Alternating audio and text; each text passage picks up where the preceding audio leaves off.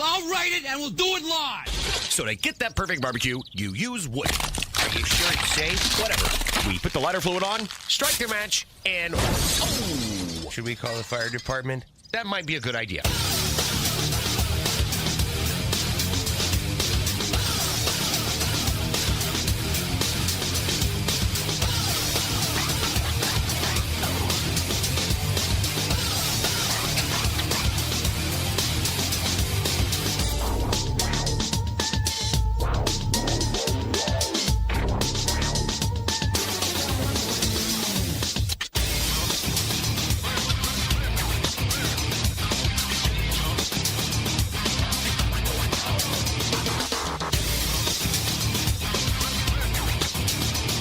All right, good evening and welcome to the really big Barbecue Central show. This is the show that talks about all things that are important to the world of barbecue and grilling.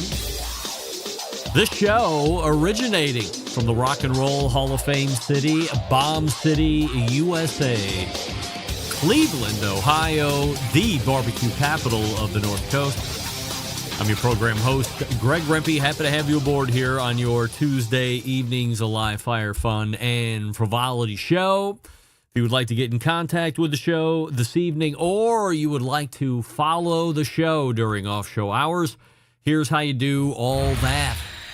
You can get in touch with the show by sending an email to Greg at bbqcentralshow.com. Follow us on all the social media channels at BBQ Central Show. And be sure to subscribe to the show podcast feed on your favorite podcast platform. Anything else you want to find out about the show this evening can be found at the main website, thebbqcentralshow.com. And here's what's happening in case you get the newsletter coming up in about 12 minutes from now. Hopefully, we will be visited by now quarterly guest. Second Tuesday of the month was where you would find him monthly for years and years, perhaps a decade or so, even more than that. But transitioning into that quarterly appearance on the second Tuesday of a month at 9:14. Our pal Meathead from AmazingRibs.com. If you can believe it, we will be talking almost extensively, exclusively, and in-depthly on this new thing called the Meathead Method. Meathead's latest book, Forward, written by Alton Brown. But if you look all the way at the bottom, right there, I have a blurb, as I believe what they call it. How about that? That's my second book. Maybe the third book that I have, blurb written on, available for sale out there in the general retail public. So a lot of book talk with Meathead, only the questions that I can ask that nobody else has the balls to ask. I'll be asking Meathead. He is in the midst of a book signing, or he's probably coming back from the book signing that happened earlier today. I talked to him Friday last week. He thought last Friday was Tuesday, and he was very concerned that he was going to miss the show. I said, hey, you got a little time. But we'll see what happens. Hopefully Chicago traffic at 8 o'clock his time isn't too substantially bad as he makes his way back out west. And we'll hope for a on-time arrival of Meathead, AmazingRibs.com. And then 35 past the first hour, second Tuesday of the month, of course, means a visit from our pal Robert Moss, contributing barbecue editor to Southern Living Magazine. And we'll be talking about a new in-depth or deep dive on a barbecue side dish, a new barbecue side dish that we'll be talking about. Last month it was slaw, and this month I'm just going to tease it. It's my favorite. I don't even know if you consider it a barbecue side. Maybe we'll even talk about that. But it's my favorite. I love every piece of it. So that's the topic for tonight as I tease you, as I tickle you with a feather. I want to say we're also going to talk about Michelin Star Guide stuff, but probably I can't. And that'll bring a close to the first hour. We'll move to the second hour, where we will have a visit from what will be a second-time guest. We'll also have a visit from a first-time guest. First-time guest first, 1014. Guy by the name of Marvin Weinberger, who has made the product called Grill Fighter. And if you want to look it up in advance, the website is grillfighter.tools. Let me double check that now as I race to the outline. Grillfighter.tools, not .com, .net, .tv, .radio. No. .tools is the termination on that. So have a look at that. We're going to talk all about the Grill Fighter and why it might be the best product to clean your grill ever. We'll also talk about a number of his other inventions. Also, we will plug the upcoming barbecue festival that's taking place on Long Island that he's going to be attending this coming weekend. So if you're in the area, I know if you're going to be in the Cleveland area, it's going to be raining and crappy, which isn't great for me, who might be outside volunteering his time for the day job at the Great Lakes Science Center doing a climb in and out of a big truck event. Looking forward to that. But it promises to be crappy weather right along, so not looking forward to that. And then 35 past the second hour as we close out the show, the bullpen segment, if you will. The founder of Grillblazer, Bob Healey, will be joining us. So we'll kind of recap Grillblazer and the grill gun itself to start the charcoal grills. Then we'll also talk about the sous vide gun that he has. I have both.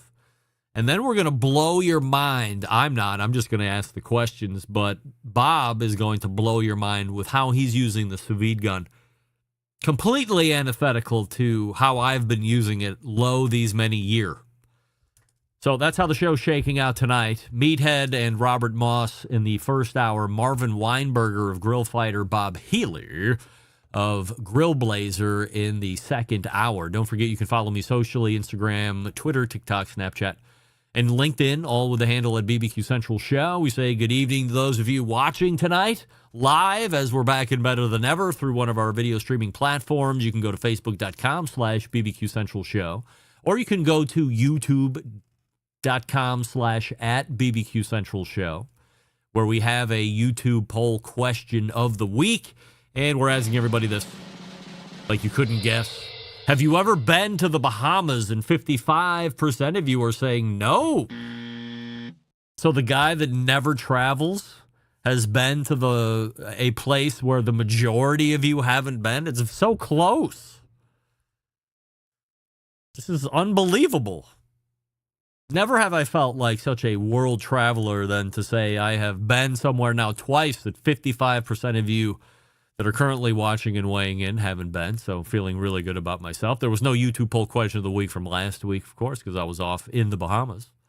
And then we could start there tonight if you would like. The Bahamas trip, great, very relaxing. Some might call it ultra relaxing. The weather ended up being great for the majority of the time. Monday, Tuesday, bit of a wash. But Wednesday through Saturday, sun-filled, light breeze, getting all the UV rays that I could. Exactly what we were looking for. So another successful trip to the same location that we went to last year. And this also confirms that this is a spot we could continue now to go back to, as the level of service and amenities were just as good the second time around. No rose-colored glasses visiting that first time, and when you go back the second time, not nearly as fun, not nearly as exciting. Same amount of fun, same amount of excitement, same level of service, and the amenities are spectacular. So I'm ready to go back. Can we go next week? Is that possible? I would love to go next week. But what I really want to talk about tonight is this. You know, maybe I don't want to talk about this. This could get saved for the second hour because the open took a little bit longer than anticipated, and Meathead is not... Andrew, you are not in the switch box. Come on, Andrew. So he could be stuck in that Chicago-based traffic. We'll see about that. So I'm going to exercise a little caution, going to be judicious with my opening take here and reserve it for what could be the first handful of minutes into the next segment, as Meathead is feverishly trying to get back to his house and then log on. This is something that he told me was not a major chance of happening, but a slight chance of happening. So I'm going to go ahead and, as they say, pump the brakes here just a little bit and wait for this opening take to lead into the second segment, if you don't mind. Some of you complimenting me on my tan. Thank you. Appreciate that. Lance Owens, who is a very well-respected sun expert living in paradise, Kona, Hawaii, saying a little bit of a burn. Wrong. By the way, I wore 45 SPF at a minimum, and I still got this sun. It's hot down there. For those of you that know, you know. Or still no Meathead. Concerning, but we're going to work through it. Believe you me. We got a hot take coming up. Hot take champions, prepare for a hot take. However, if you're serious about your grilling game, then you need to check out the latest from Pits and Spits. Let's kick things off with the Pits and Spits griddle. The gas griddle combines the power of a traditional grill with the versatility of a flat top griddle. Engineered with precision, crafted from top quality materials, this versatile griddle is set to revolutionize your outdoor cooking experience. Constructed of 3 or 4 marine-grade stainless steel, fully welded design, the griddle comes with 4 burners to accurately manage your heat zones and gets blistering hot with 80,000 BTUs. By the way, it's also a gas grill, so you can use it as a gas grill instead of a griddle. Made with the Pits and Spit signature quality, this griddle is designed to last for generations. Now, for those of you building your ultimate outdoor kitchen, you have to check out the built-in pellet grill by Pits and Spits. Designed for the discerning grill master who demands top-tier performance, this grill, the centerpiece of any serious outdoor kitchen, the rest laughable. From low and slow smoking to high heat searing, this grill can handle it all. Brisket, ribs, pizzas, veggies, you name it.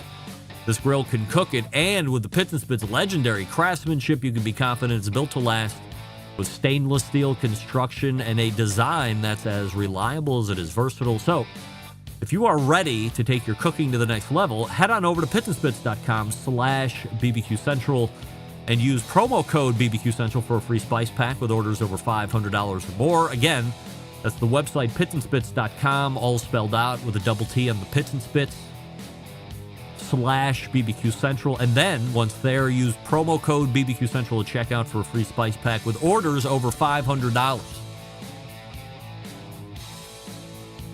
This is where I tell you, Meathead is in the green room. Alas, I would be lying. Meathead is not in the green. Meathead is not. Andrew, I'll hold off. Meathead not in the green room, but hot take. Locked and loaded just in case. Stick around, be right back. You're listening to the BBQ Central Show.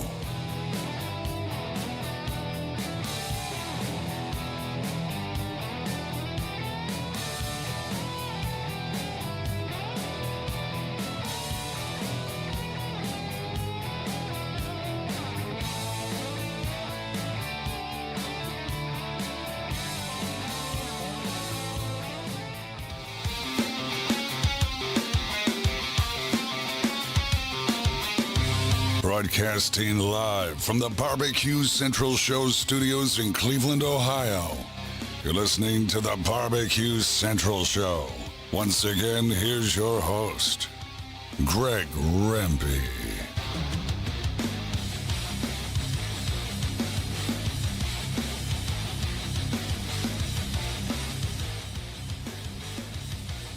Hey, welcome back. This portion of the show being brought to you by Fireboard, makers of the Fireboard 2, Fireboard Pro, Fireboard Spark, Fireboard Beacon, and the new Fireboard Pulse, which is wireless.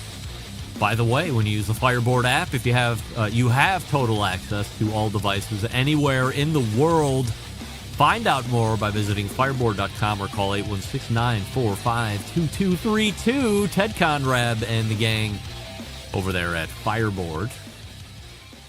That keeps showing up.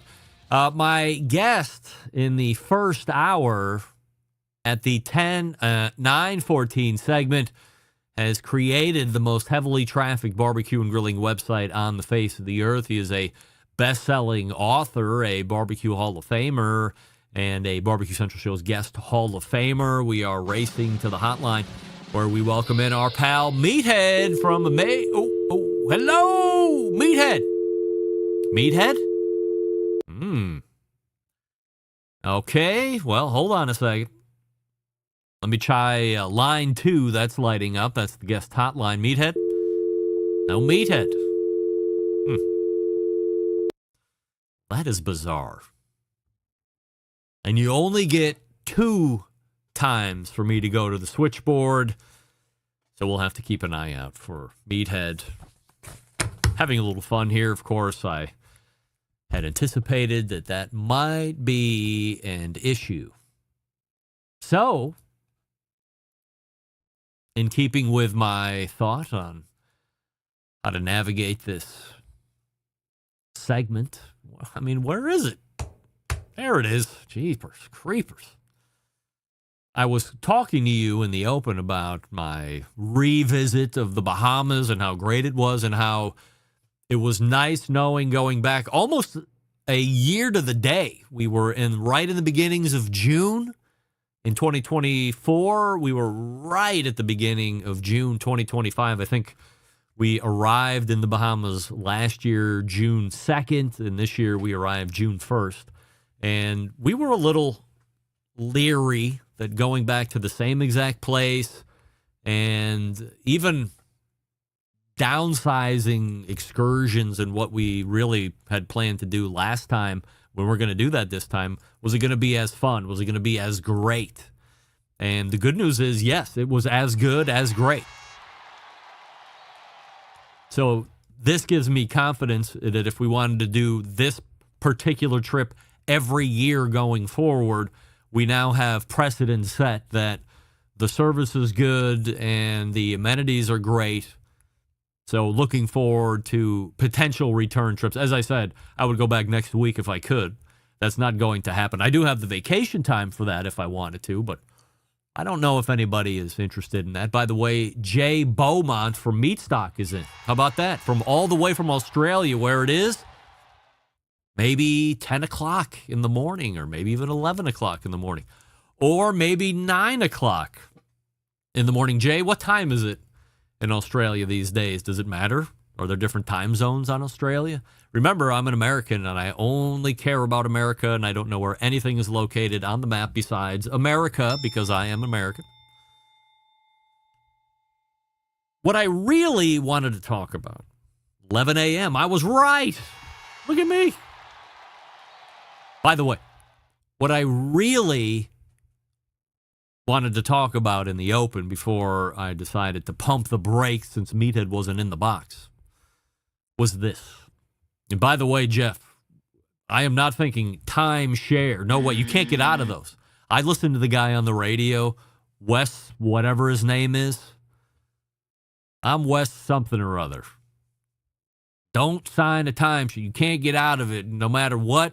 They can raise rates, and it doesn't even matter, and there's never a cap, and you can't get your way out of it. And by the way, if he can't get you out of that timeshare, then he's going to refund all the money, because it pays to get out of your timeshare. You're going to pay to get out of it. You're going to pay to keep it forever. What the hell? Wesley Financial is the name of that place? He should sponsor the show. I'm giving him a free plug here. So if you have a timeshare and you want to get out of it and you think you're stuck for life, evidently you need to get a hold of something called Wesley Financial, and he should be able to get you out of your timeshare. And if he can't, then either no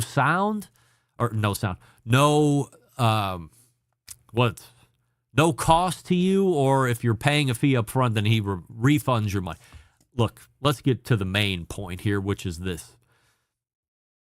What I really want to talk about tonight and what I saw at the Bahamas is what I would call having trouble with a lot of words here this evening, microcosm of a much bigger issue that I have seen becoming more pervasive across all areas of public bathrooms. So we were staying at a place called The Cove on the Atlantis property there in the Bahamas. I believe it's like the biggest as far as size and number of hotel, whatever. We were staying at this particular place called the Cove because it is adult only. And after so long, you got to use the restroom, right? And the first day, I'm thinking, this just has to be a one-off. And you might be asking, well, what's the one-off in the bathroom? The amount of cast-off piss on the floor. Shocking is an understatement. But again, discounted it as a one-off. All right. I'm not sure exactly what the hell is happening in here, but it's really the only bathroom that's around. And I'm not going to march all the way up to my room to go to the bathroom. So then the next day, we're right back down there, make sure we get our seats reserved, make sure we get the right servers that we like, that we've become friends with now. And now I got to go to the bathroom again. Wouldn't you know it, same damn thing. Like, men, what the hell are you doing at the urinals when you go to the bathroom? It's a straight shot in. You're sidled right up to the appliance itself. And yet, there is a grotesque, dare I say, potentially dangerous amount of cast-off urine onto the floor. So much so that I thought to myself, God forbid I didn't put on my shoes, my sandals this time. I would be walking barefoot, especially if I didn't look down or if it was my first time in or my eyes weren't keen to this nonsense. I would be stepping not one but both feet into almost a standing amount of urine on the floor at the Cove bathroom where the bar is. Unbelievable. I brought this up. I say this because I have brought this up maybe a year ago, maybe 2 years ago to the General Embedded Correspondent Collective. Now, John was shocked as a human man, and I believe the last time I brought it up, it was airport bathrooms. And John, as a human man, was concerned for us that there was that much piss on the floor. Doug, the same way. That might have been pre-Matt, actually. Of course, you know, Rusty's a man's man, so he's like, no, I love it. It's fine. I don't care. Rusty. But this was insane. This was shocking. So all I have to say is this. Men. And I see Brian Vestrom saying the bigger problem is dudes pissing in toilets and not using the urinals. Brian, we might have to agree to disagree in this instance because I have seen toilets look much cleaner around the porcelain convenience floor than I have ever seen on urinals. I don't know if you guys are waiting for extended periods of time where your bladder is so full that once the flow starts, your bladder is just ejecting the piss at rocket ship rates, porcelain cracking rates, and then it's just hitting and splashing out. But then that's got to be going all over you too, and that's gross. Get that big stuff out of here. So number one, men, take some pride in your piss jobs at the urinal. Dial back the flow rate if that's what it is. It's not hard to aim. Like, you're in there. Just let it happen. No nonsense. Don't talk to your buddy like, oh, hey, like meander all. Like I tell people on the microphone, you get on the microphone, make sure that thing is right in front of your mouth and don't start, side talk, doing this nonsense because the voice starts to meander away from the microphone and then it stops picking up and doesn't give me the sound quality. Same thing when you're taking a leak at the urinal. No listing left to right, no talking to your pal, and no leaning over the side thing, try and get a peek. I mean, what? Don't do any of that. Stand still, stand straight. It's all aiming, everything going in the forward direction. We have to work as a society, and this is not just nationally, because I was international on this bitch. This is a global request from me to the global males of this company, or of not only this country, but to the globe. Do whatever you can to make sure that you are peeing into the urinal only and not doing anything else to get pee on the floor. It sounds very weird for me to say out loud as I'm listening to myself talk, that I have to ask global males to make sure that you're pissing in the urinals. But if you would have been next to me and standing in what I was standing in multiple days in a row, you would wonder, like, well, how come there isn't a bathroom attendant in here every half hour on the hour to do a little mop up of the piss situation? Number one. Number two, there's a fix. Aside from just really good male piss hygiene, is that what we're calling it? Male piss hygiene.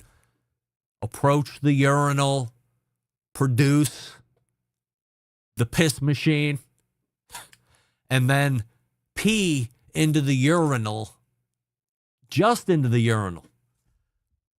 Now, these are not full-length urinals. Sometimes you go into the bathroom, the urinal is running, 5 feet up on the wall and runs all the way down. You got a lot of height to accommodate a varying array of piss streams. But these were up, off the ground. So I guess you have to be a little bit more careful in this regard, because you don't have the full balance, the other extra 3 feet running down to the ground. But I think we're all adults here. Like, if you can't saunter up to the urinal, then you go to the toilet. You're a little kid, your dad's not going to let you try and rainbow a piss stream up into the urinal, feel like a man. No, go to the urinal. Wait until you're older. Maybe next year you can use the urinal. So, practice good urinal hygiene, first and foremost. It's very easy. I just explained it. If you missed it, just scoot back about 30 seconds. There's only like 2 steps, right? 3 steps, tops. But there is a fix. And I've seen it, and it's not everywhere. And I don't know why it's not everywhere, because every time I see it and use it, I think to myself, how is this particular product not in every single urinal ever on the face of the earth? And by the face of the earth, I mean America, of course. But why not put it everywhere else that there's going to be a urinal? You know what it's called? It's called the Splash Hog. Splash Hog. Look it up. This is so you would know, if you're a man, you have the urinal cake, which is a circular disc. It is inserted into the piss collection area of the urinal. And then your urine runs over it. And instead of getting that very intoxicating urine smell that you would get otherwise, runs over the urinal cake and deodorizes it, or gives it a new, more aromatic aroma, a more positive odoriferous emanation, or a more positive olfactory odoriferous emanation, I should say. But there's a step up from that. Like, that's not doing anything other than just masking piss in its bad smellness, which is not a word. We're going to keep going.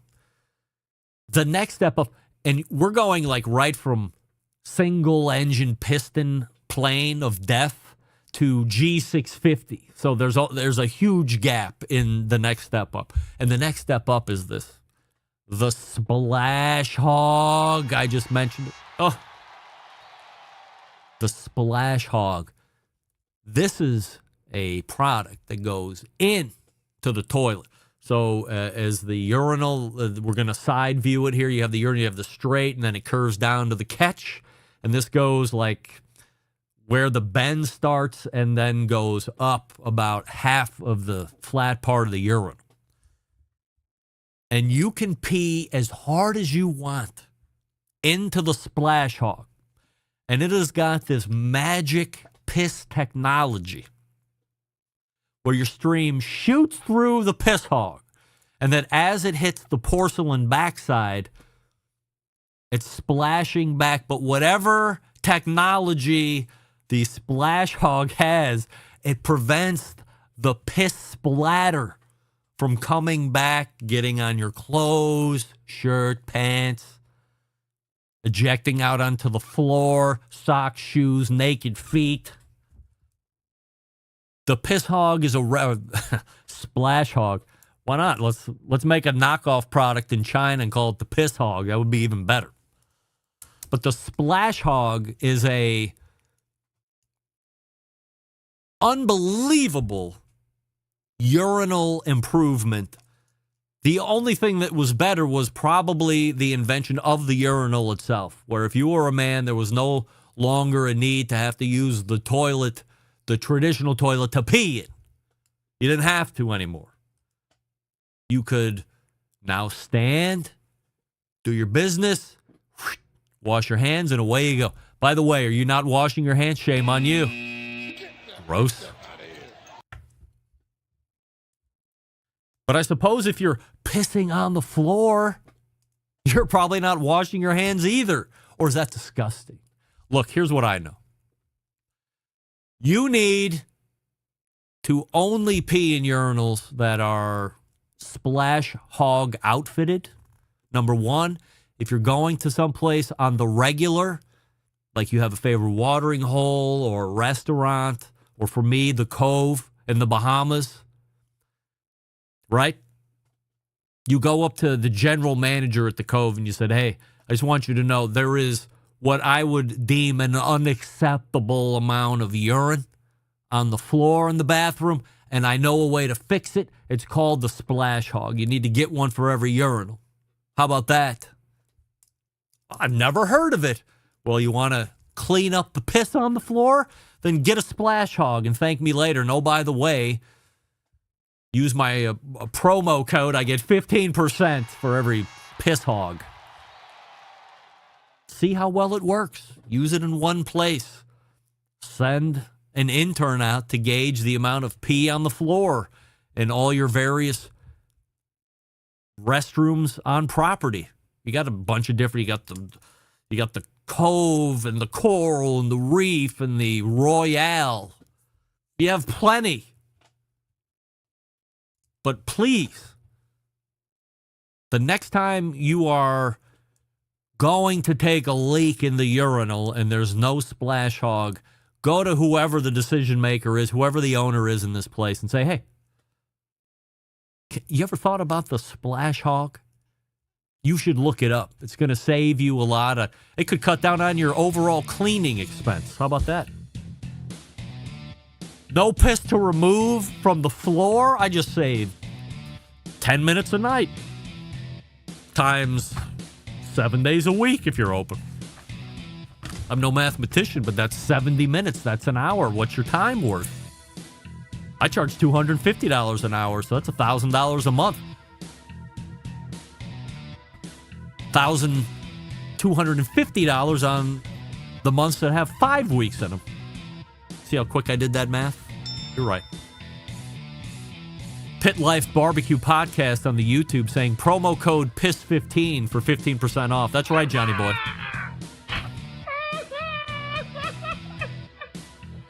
By the way, Cracks Country Cooking, they probably don't wash their hands after peeing, but they wash their chicken before cooking. I know, right? Look, if you need help on proper piss hygiene, email me at the show. I'm going to help you out. And then use promo code PISS15 for 15% off the Splash Hog.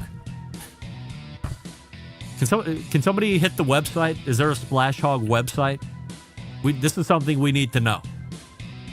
I'm going to work them for sponsorship. Why not? Hey, Robert Moss is in the green room, unlike our hopefully second-time best-selling cookbook author, Meathead, a no-show. Not even a message. Dick. What do we love about ceramic cookers? We love that they're fuel efficient. We love that you can achieve low and slow temperatures for traditional barbecue meats. We love that they can get really hot for the high temperature of grillings or steaks or other thin cuts. By the way, I did a 1.25 inch ribeye steak Wagyu from Mr. Brisket. I paid for it. On the Primo. Oh, my God. So good. By the way, nope, I'm not going to do it. Do you know what's missing with the every other option of ceramic cookers? The inability to do true two-zone cooking. However, you are able to do that with the Primo. Why? Because of its oval design. It's a game-changing oval design at that. The shape gives you the ability to execute that two-zone setup that you desire. Also gives you other ceramic grill benefits as well. And when you break it down, there's more than 60 different ways to cook on this thing. Only sold through dealers. Find a dealer near you at primogrill.com and then check them out in person. I say always buy the extra large at a minimum and then go up from there, perhaps to the extra large, 25% bigger. Primogrill.com. That's primogrill.com. Also, friend them on the Facebooks and follow them on the Instas. We're back with Robert Moss right after this. Stick around. We'll be right back. You're listening to the Barbecue Central Show.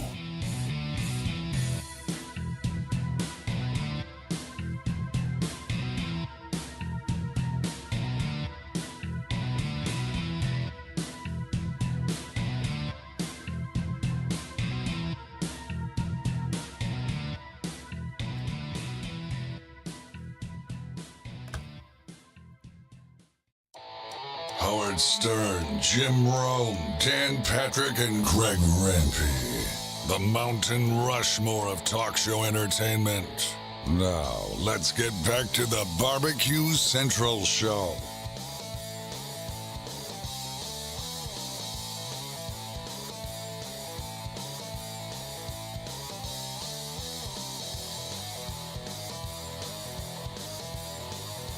All right, welcome back.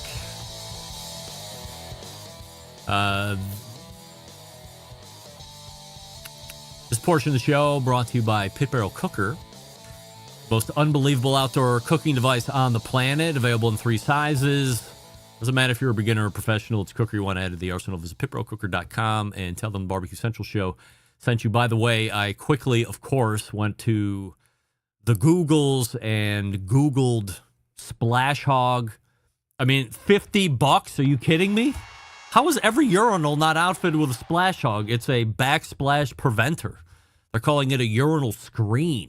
That's something that I really dig, that term urinal screen. But come on. They only have one competitor, the Whiz Kid. Is that real, Johnny, or are you just on a roll tonight? Hey, my next guest is the contributing barbecue editor for Southern Living Magazine, a 2023 Barbecue Central Show's guest Hall of Famer. We welcome back our pal live and in person here this evening, Robert Moss.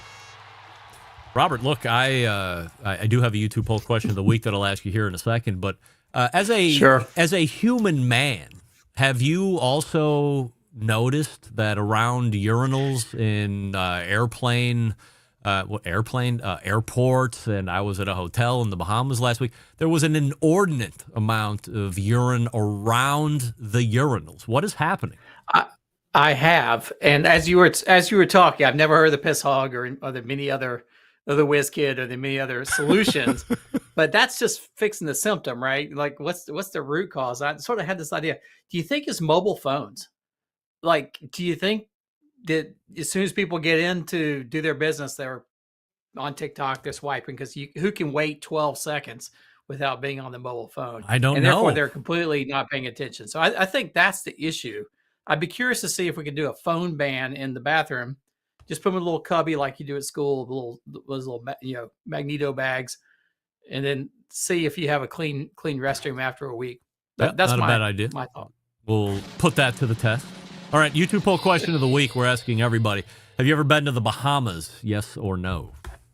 No, I have not. I've been to the Caribbean, but not to the Bahamas. 61% of the YouTube voting public have not been to the Bahamas either. So I am well known for not even traveling in these United States, let alone out of the country. But I have 61% of the YouTube voting public whooped at this point, as I have now been to the Bahamas twice.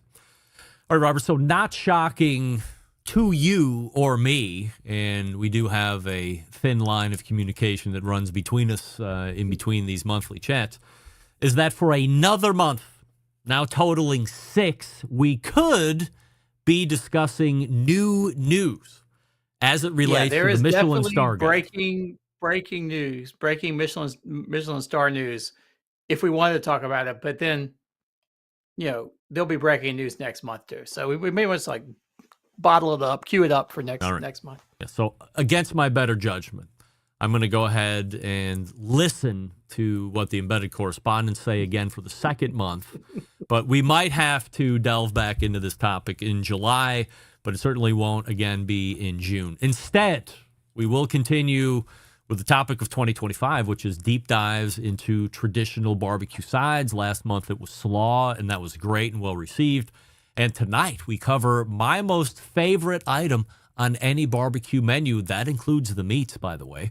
Side or otherwise, the ever-famous and ever-present on barbecue menus, banana pudding. Oh, my God, I love banana pudding. And I don't even know, where do we start on banana pudding? Well, I guess we could start with, as I always do, I'll question your premise. Is banana pudding a traditional barbecue side dish? A, is it traditional? And B, is it a side dish? And I think both those things, you could argue yes or no on either one of those things. So maybe we'll dive in and see. But I guess, where do you land? I mean, is it a side dish? Is it a dessert? Is it a barbecue item, per se? Is it associated with barbecue? As long as I have, you're well more the historian than me. So let's say my barbecue journey started in 2004-ish. And for as long as I've been either going to virtualweberbullet.com or had my own forum, eventually graduating into the podcasting thing, becoming more aware of barbecue restaurants in general, and then specifically in the barbecue meccas as I was getting to learn those, it did appear that all of those barbecue restaurants that you heard about had this one thing on the menu: banana pudding. Completely different than the meats of whole hog or brisket, whatever you want to talk about. Banana pudding did seem to make an appearance. So to me, and I don't know if this becomes even more convoluted than the question that you were asking, is it a dessert? Yes, because there is dairy, there is sweet, and it's cold. Is it a side dish? Yes, because I'm expecting to see it at a barbecue restaurant, any barbecue restaurant that I go to, and potentially in quantity, it could be a main dish. I could eat a whole gallon of it in one sitting and be happy as a pig in shit. So I think it might be one of the very few items on a barbecue menu that encompasses it could sit anywhere on the menu and be okay with me. Yeah. Well, it's definitely not the main thing, right? It's not a meat, it's definitely an accompaniment. Now, whether you eat it truly on the side with the barbecue or at the end as a dessert, I think, well, if you're smart, you're going to start with barbecue with banana pudding and then move on to the barbecue. But that's just how a few people do it. But traditionally, it's actually not what I would call a traditional barbecue side, whether you're talking about it truly on the side or at the end. We started, I think last month we talked about coleslaw. Yeah. And said that's actually one of the oldest barbecue side dishes there is, going all the way back to the 19th century. In fact, when coleslaw started being served at barbecues in the 1880s, banana pudding really didn't even exist. It wasn't even a thing back then. And it isn't until surprisingly recently that the banana pudding became a barbecue staple altogether. And so if you peel back the history a little bit, it's this interesting example how coleslaw sort of just came up with barbecue along the way. Banana pudding came much, much, much, much later and was sort of adopted very recently into barbecue. I went back in the 1950s. I have a collection of old barbecue joint menus. And so I went back and was looking through it. I couldn't find banana pudding on any menus back in the 1950s. You know, there were desserts, there was ice cream, there's apple pie and stuff, but banana pudding, absolutely not. And banana pudding is one of these weird kind of concoctions, like so many things, particularly in Southern cooking, that comes out of the late 19th century and out of what was called at the time the domestic science movement, which we would call home economics. But, you know, the people who are writing cookbooks and teaching students, you know, how to, you know, care for houses, how to cook and all that kind of stuff. Bananas weren't even really available in the United States until after the Civil War. It wasn't really until the banana trade developed with Central America and all the banana plantations that, you know, really 1870s, 1880s, that bananas were even available. And then you could, you know, they sort of made their way into these sort of cooking school books as these sort of like fancy exotic desserts that you might make. And then you start to get into, at that point, what will become later controversy, like what is banana pudding, right? How do you make it? People will argue over the right way. The original banana pudding, the first recipe I ever found was from 1888, and it's sort of like an English trifle. It's basically a custard-based dish and with sponge cake. So you take sponge cake, slices of sponge cake, layer bananas over it, and then make a custard, sort of like just a, you know, cream vanilla custard, and pour it over the top, and then top it with whipped cream. And originally it was not baked or anything like that. It was just sort of a custard with banana. And that was sort of the way it was up until about the 1920s. And then one of the seminal changes in banana pudding happened in the 1920s, which is when housewives and homemakers and cooking school folks started replacing that sponge cake with vanilla wafers, these little round round cookies that you could buy. And all of a sudden vanilla wafers sort of took over as being the dish. And in the 1940s, really right after World War II, the Nabisco started putting on the side of their vanilla wafers a banana pudding recipe that sort of has taken off. And that's sort of like almost like the classic banana pudding recipe. It's vanilla wafers, sliced bananas. And the original one was a custard. You would actually make a custard with eggs and milk and, you know, whisking it on the stove and then pour it over the top. And then in the Nabiscos, you would actually bake it for like, I think 20 minutes at 350 or something like that. So it was a baked, and it would sort of brown up the whipped cream and the meringue on top. Somewhere in the 1950s, people started substituting for that custard, which is, you know, hard to make, with banana or vanilla pudding. And so you would make it with pudding on the top. And then Cool Whip came along and other whip toppings, and people would start putting that on top. So suddenly you have something that is now vanilla wafers, pudding, and Cool Whip or Ready Whip from the can. And I think people still debate today whether you should bake it with a custard, make your own custard, pour it over the top, or whether you should use pudding. But almost everyone uses vanilla wafers and either real whipped cream or meringue or something out of a can. And I think that's the big differentiation. So it really wasn't until 1950s that what we think of as banana pudding was even a thing in the United States, but much less a barbecue joint. So 70, 75 years of banana pudding being in existence. I've never seen a meringue top on a banana pudding. It's always been more along the lines of this Nabisco recipe that you're talking. So it's always been cold. It's never been baked. It's always had vanilla wafers in them, which I think is like the name brand of whatever Nabisco sells, the vanilla wafer. And it's been, so you've either had what I would call in a parfait kind of way. So there would be like the custard or the vanilla pudding, and then maybe some whipped topping, and then crackers, and then another layer of the same, another layer of the same. So you get it 3 or 4 layers high. Truth Barbecue in Houston, Texas has easily the best banana pudding I've ever had. And if he sold it by the 5-gallon bucket, I would buy it by the 5-gallon bucket and eat it all in one sitting. Whatever he's making is tremendous, but it's not, it's an odd thing for me to say, but I will grade how good a barbecue restaurant is by how good their banana pudding is. If you knock the meats out, but your banana pudding is average or below average, I will not grade it nearly as well as if you knock the meats out. And then, oh, by the way, you have a stellar banana pudding, which is probably why Truth remains in the top 10 of Texas Monthly's top 50 for the last, decade and a half. Yeah, and since it is, if it's usually the last thing you want to have, like when you're finishing up, so that's gonna be the last thing you remember. So if you last thing you remember is like a subpar banana pudding, well, that's what puts a damper on anything. But if the last thing you remember is fantastic banana pudding, and I have this actually, I wrote a piece once that says there's always room for banana pudding because I think there is. No matter how much, this is like a Moss's law. There's always room for banana pudding. No matter how much meat and everything else you eat, you can always squeeze in a serving of banana pudding at the end. And then the corollary to Moss's law is that there's never room for 2 servings of banana pudding. Because if you eat one, you're going to feel great. If you say, oh, I have more room, and you start, it goes down well, and all of a sudden it's going to expand on you, and you're going to be in a world of hurt. You'll be laying down in the back seat and make your friends drive home.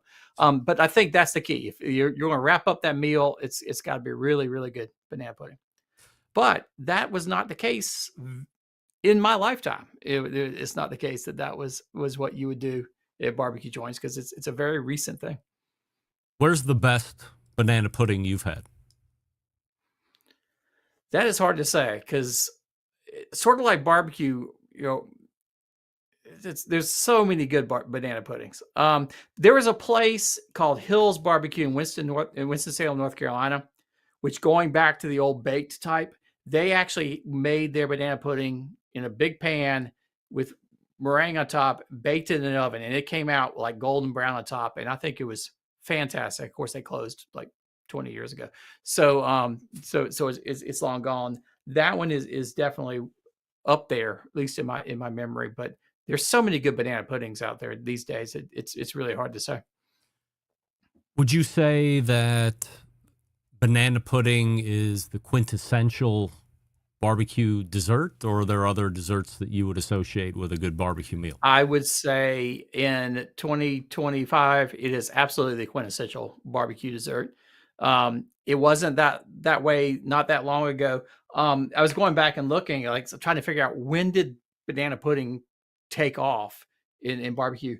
So there's this great book, Real Barbecue, which is Greg Johnson, Vince Staton, published in 1988, and in it, and it goes all across the country, chronicles all these restaurants. There are exactly 2 restaurants in there where they mention banana pudding as being on the menu.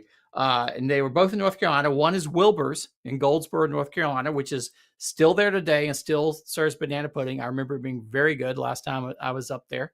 And the other is the much departed or much lamented Allen and Sons in Chapel Hill, which that banana pudding I remember was being fantastic as well. That closed 10 years ago or so, but are really fantastic. But those are the only 2 ones in there. In fact, I found it's somewhere in around 1990, in the 1990s, that banana pudding sort of made its way into barbecue restaurants. I found this review of a barbecue restaurant in Texas, in I think the Fort Worth newspaper there, where the guy basically said, at most barbecue restaurants, if you want dessert, you can get a mint on the way out the door. But at this one particular newfangled restaurant, they actually had banana pudding. So banana pudding was the exception in Texas, at least in 1990. By 1996, this guy, Bob Garner, wrote a really great book called North Carolina Barbecue Flavored by Time. And he goes around and visits all these places. And in there, he says banana pudding is the most widely served dessert in North Carolina barbecue joints. So somewhere in the 1990s, it's where it really took off. And the great banana pudding I remember is actually in North Carolina. So my suspicion is that banana pudding sort of became a popular Southern, I was really looking, you find it in a lot of restaurants in the 50s and 60s, but popular Southern thing. It's where it crossed over into barbecue joints in North Carolina in the 1990s. And then after 2000 is when it spread everywhere, like even, into Texas and everywhere else. I don't think you would find it in Texas very much in the 1990s. So is it the quintessential side? Yes, it is now, but it's very, very late to the game. But I can see why. I think it's a perfect way to finish up. The only thing I would put up there with banana pudding is like a homemade pie, fresh made pie. I think between a pie and a banana pudding, those are the 2 classic desserts with barbecue. But outside of the barbecue world, I don't know if I go to too many restaurants and the dessert menu comes and you see banana pudding. Perhaps I don't even ever see it, really. Well, you're in Ohio, right? So that may have something to do with it. If you would go out to a country cooking restaurant in the South, especially one with a buffet, there will be banana pudding on every single buffet that you'll find in the South. So I think it's the kind of thing that sort of barbecue when it came back, because remember I've talked before, the low point of barbecue in the United States, the nadir of barbecue grill was 1982, which is the year McDonald's introduced the big McRib. It was sort of like barbecue almost disappeared. McRib came out, and then like at some point everybody realized, wait, we're losing something special. And through the 80s, 90s, and up to the 2000s, it came back up. But along the way, it sort of took on at that time like this characterization of being Southern, of being that country cooking. And so, what's a country cooking dessert? Well, it's banana pudding. In fact, in the early years of the 2000s, 2005, 2010, you could go into all these Southern themed restaurants. All of a sudden, they're serving banana pudding in mason jars. In fact, not just a big, like a little low mason jar just made for it. Why? Because what could be more country than putting banana pudding in a mason jar and serving it? Even though it was actually originally introduced in the Good Housekeeping and all these like Northeastern publications back around 1900. So it took on a Southern identity. And I think that somehow that got swept into a barbecue joint. So, maybe in the 1990s in Texas, you could only get a mint for dessert. But by the 2000s, everybody wanted to be, sort of homespun. And so what's more homespun and country than a little banana pudding? Last question before I let you go, and appreciate the time as always. Ernest Cervantes and Dave Kirkland's Burnt Bean Barbecue in Seguin, Texas is the new #1 Texas monthly barbecue spot. Agree or disagree? It's hard to say if I would put it at #1, but it's definitely top 10. I mean, there's so many things. I was blown away. I've been twice, both times. I think the pork steak, I still remember the pork steak I had there is one of the, if not the best pork steaks ever. I think they are up in that echelon of everything on the menu is good and everything sort of double down. Is it #1? Is it better than Goldie's? I don't know. I need to go back. I think I put Goldie's very high up there, other ones, but certainly I can't quibble with their being in the top ranks. It's hard to say. Even I would go, and actually I have my top 50 Southern Living list coming out later this summer. We can talk about that in the future. They'll be in the top 50, I guarantee. But how high up will sort of depend on which day I actually cut the list. It was slaw last month. This month it was all things banana pudding, which is delicious. And it's our pal Robert Moss teaching us all that we need to know. Robert, always appreciate the time, and we'll see you in July. All right. Thanks, Greg. Talk to you soon. You got it. Robert Moss teaching us once again, and I'm a little shocked that my favorite barbecue side and dessert and main dish didn't really start making the rounds until like 1950s. That's a little shocking. By the way, Michael Savino in the instant chat, ribs were pre-boiled and stripped off the bone. Brisket was dry, mac and cheese was runny. Oh, but the banana pudding was great, so I'll definitely be back, said no one ever. You're wrong, Michael. Maybe I won't be back for everything that you listed previous to the banana pudding, but if the banana pudding is great, I will go in and order the banana pudding.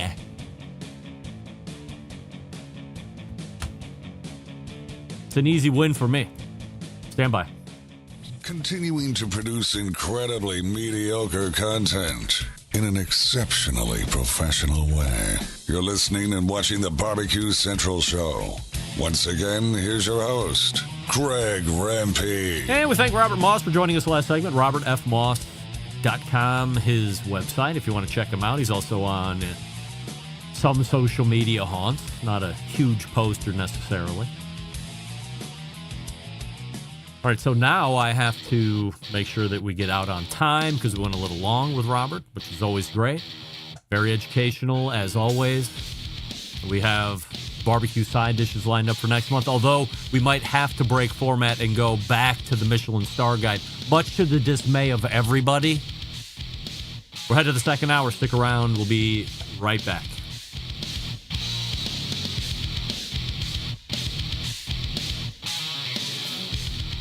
Hi, this is Bob Bobby Rempe from Cleveland, Ohio, and you're listening to Barbecue Central. Happy to have you aboard here for the Really Big Barbecue Show. Boing. We cook because we have to, and we grill because we want to. Hit me. Fine, how's it going? You have a great show. I'm a big fan. Boing. So what seems to be the problem here? This man looks like he's dead, and he's in the crackle. Charbono! It's all about the charbono, dude. Succulent fish. What? He ate sushi or wiener. Oh, listen, Lavernius, shut your face. I'm shaking like a dog shit peach seeds. We have top men working on it right now. Top men.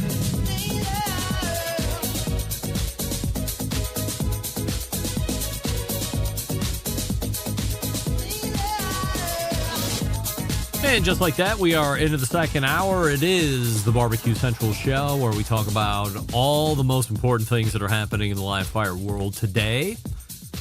If you missed the first hour, shame on you. Where could you possibly have been? What could have been more important than my return to the internet airwaves and bringing you great new barbecue content? For instance, you missed a long segment on the increasing amount of piss being left on floors around male bathrooms. Oh, you're upset that you missed it? I know.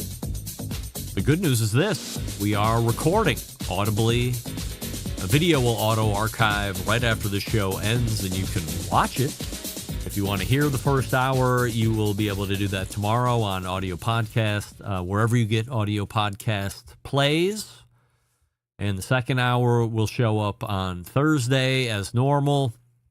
And we'll talk about Friday here in a second. Hey, the Barbecue Central Show is coming to you live and direct from Palm City, USA, Cleveland. Still to come on this show this evening, Marvin Weinberger of Grill Fighter, and that website, if you want to check it out before it comes on in about 12 minutes, grillfighter.tools.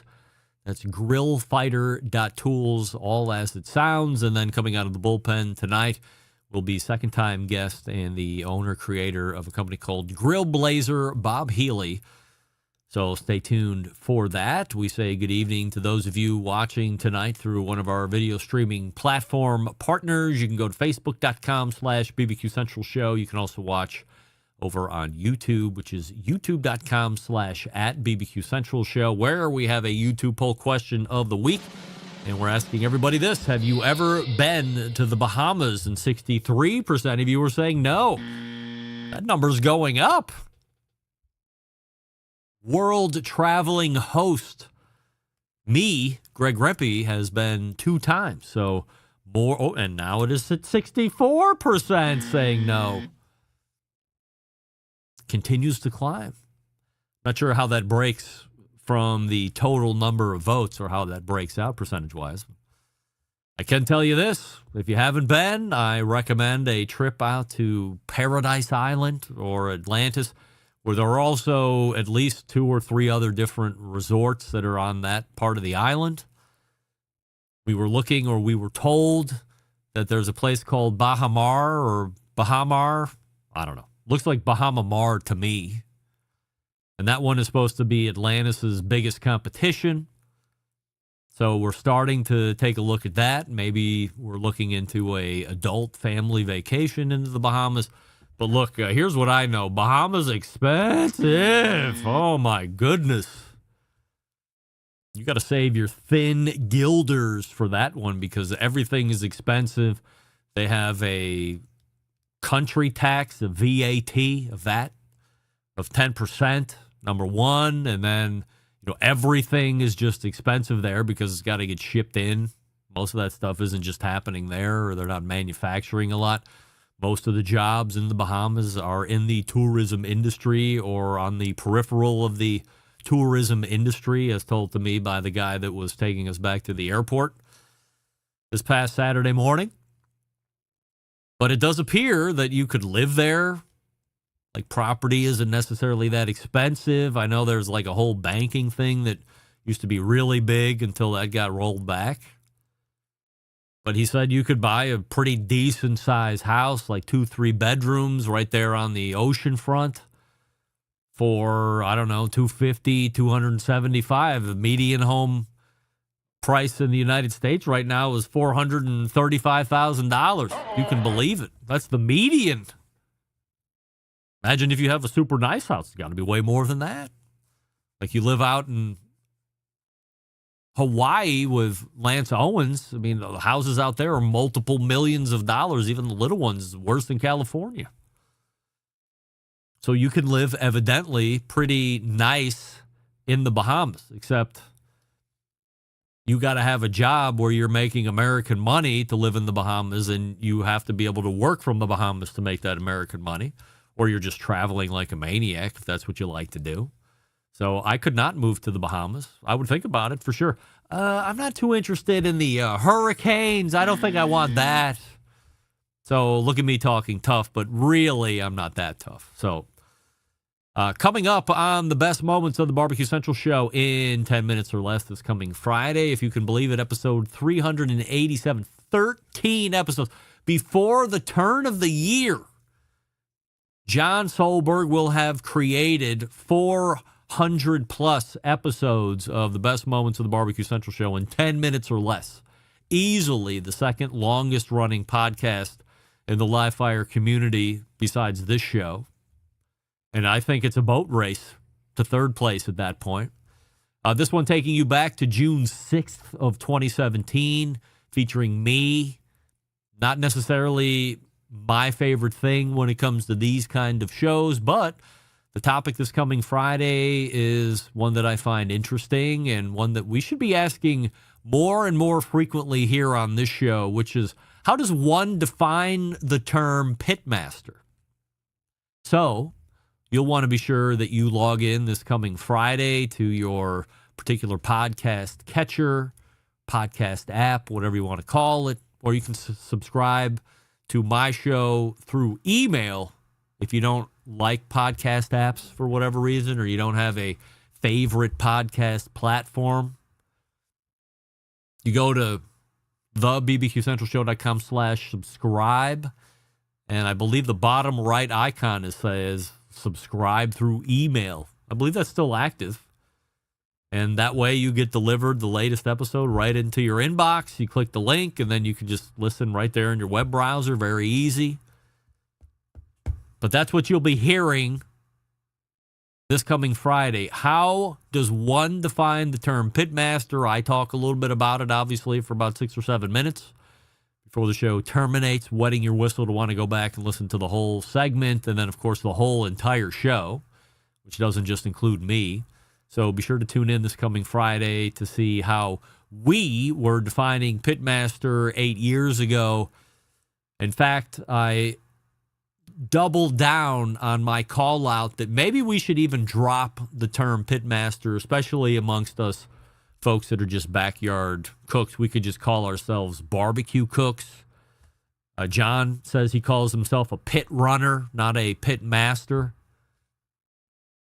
Pit boss, pit cook.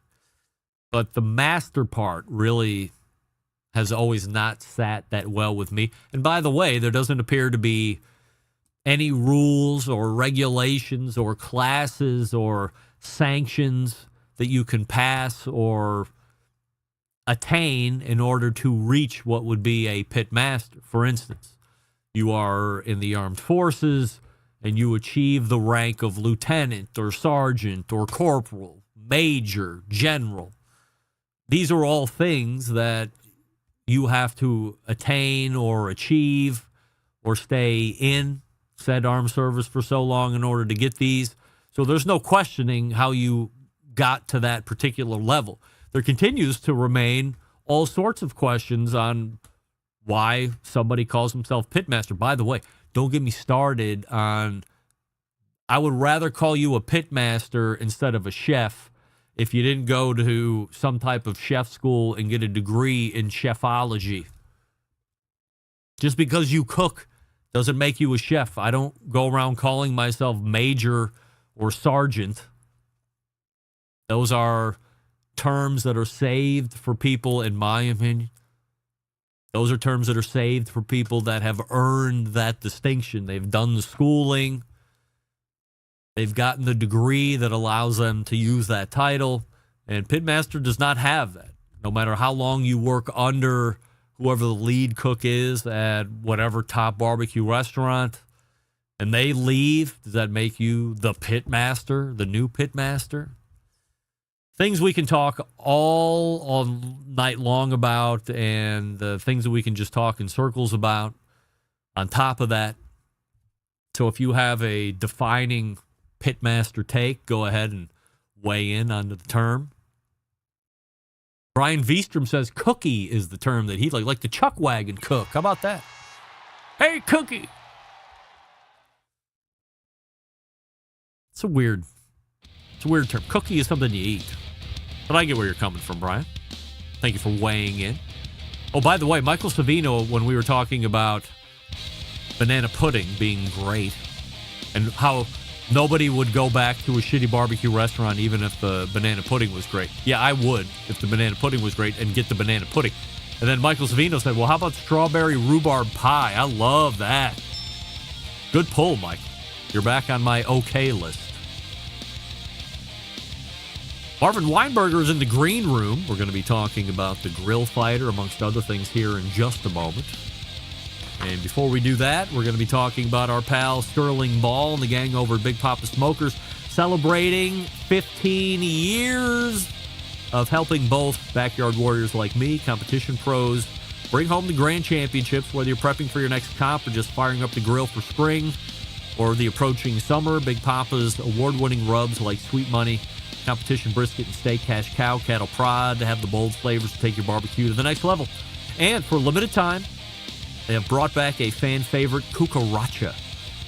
The extra kick you've been craving. Get it now while supplies last and before they rip it off the shelves again. Barbecue Central Show listeners, this one's for you. Use promo code BBQ Central 25 all together and uppercase BBQ Central 25 at checkout for free shipping now through June 30th. So you have 20 more days to take advantage of what is in essence free money. Visit BigPapaSmokers.com right now and stock up. Then when you're checking out, use promo code BBQ Central 25 for the free ground shipping. Some exclusions apply, so make sure you check that out. And we'll be back with the creator of the Grill Fighter. Right after that, stick around. We'll be right back. You're listening to the Barbecue Central Show.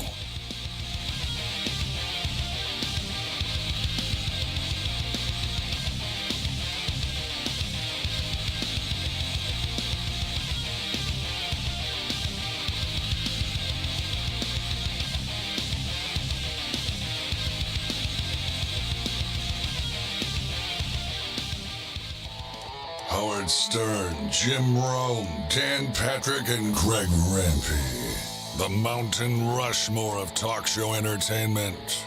Now, let's get back to the Barbecue Central Show. All right, welcome back. This portion of the show is being brought to you by McAuliffe Cigars. Step into the world of McAuliffe Cigars, where each blend is a chapter in a grand tale of craftsmanship and passion. The Color Series now getting a new edition, McAuliffe Purple. So be on the lookout for that. Go to McAuliffeCigars.com and find a dealer near you, MICALLEF, McAuliffe Cigars.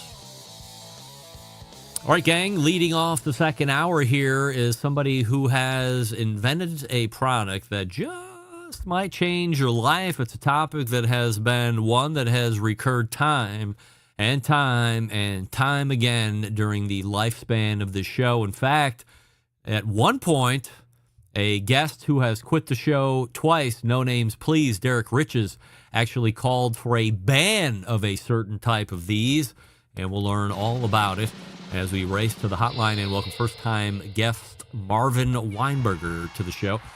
Marvin, appreciate you joining the show here this evening. Before we get going with Grill Fighter and a bunch of other stuff, we have a YouTube poll question of the week that we're asking everybody, including all guests, so that's you. Have you ever been to the Bahamas, yes or no? No, I haven't.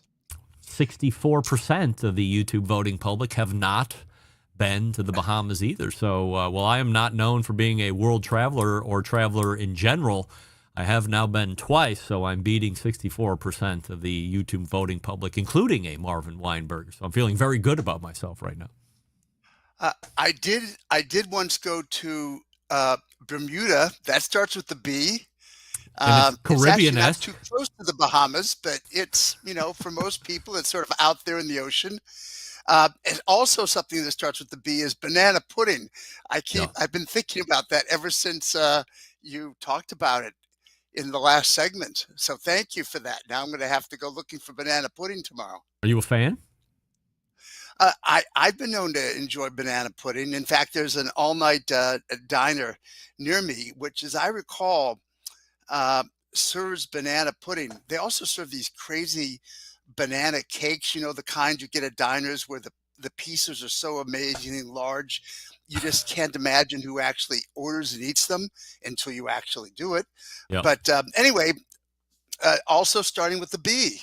Yes, a lot of B words being thrown around here in the beginning of the second hour. All right, Marvin, so first time on the show, you are somebody who has invented something called the Grill Fighter, which we'll talk about here in a second. Grillfighter.tools, if you want to check it out here as we're talking. So little, I guess, professional background on you first, and I think what was most unique as we were corresponding originally wasn't necessarily the business aspect, but also a violinist as well. Well, that's true. My original training was as a concert violinist. I ended up transitioning into law school. And then after I became a lawyer, promptly turned into an entrepreneur. Along the way, I realized my real passion was inventing solutions to problems that struck me as important. I have a lot of different inventions. What they all have in common is that is me. and my passion for the particular problem or the opportunity or the need. What was the first thing you ever invented? Well, let's see. I invented a very popular product for cleaning snow and ice, known as the ice dozer and the snow mover. I grew up in Akron, Ohio, not far from you, and of course, I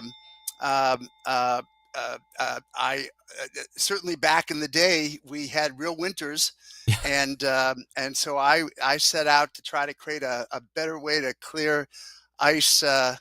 Ice and snow from my vehicle. I also remember very fondly learning how to drive before you had computer-controlled brakes and the rest of it, and where you actually had to know something about pumping the brakes and how to slide around corners on thick ice. And anyway, I just always enjoyed winter driving. I thought of it as kind of a challenging obstacle course to get yourself from point A to B at a pretty good clip without, God forbid, ever hitting anybody or anything. Yeah.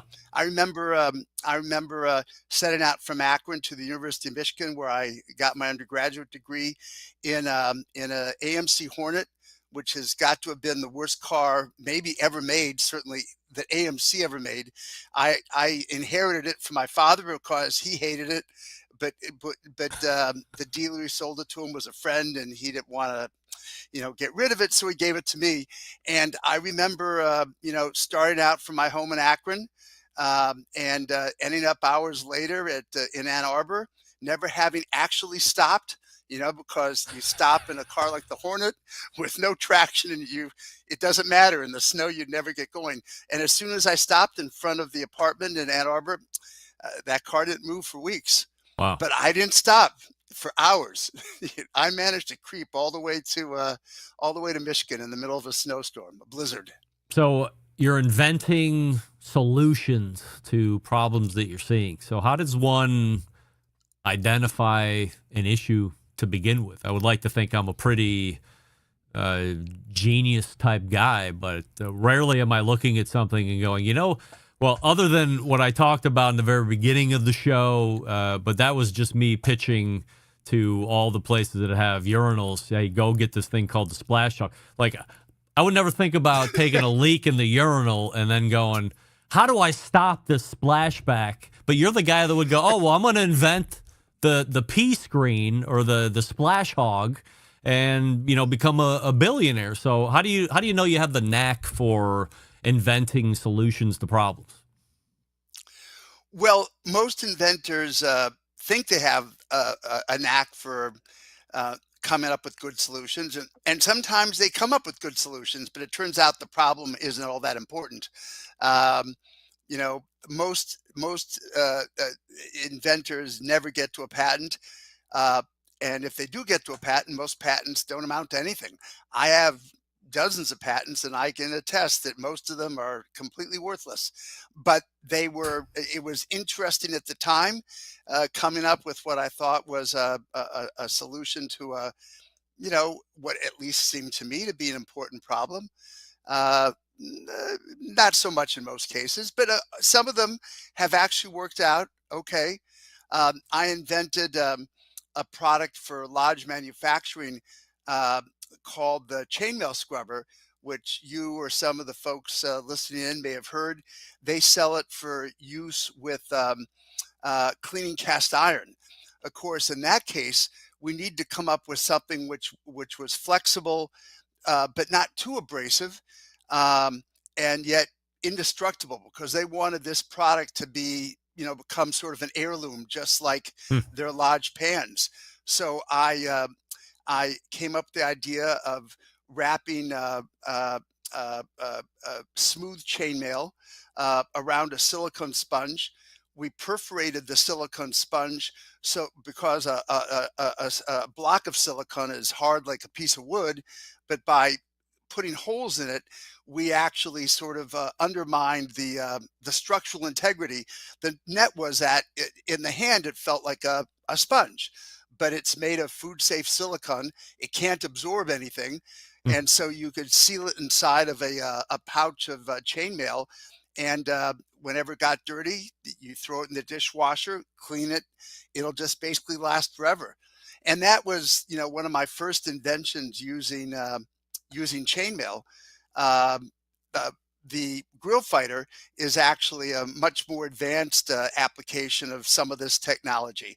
But along the way, as you may know, I've invented hand tools, axes that are used by firefighters and others, outdoor survival gear, all sorts of crazy stuff, actually.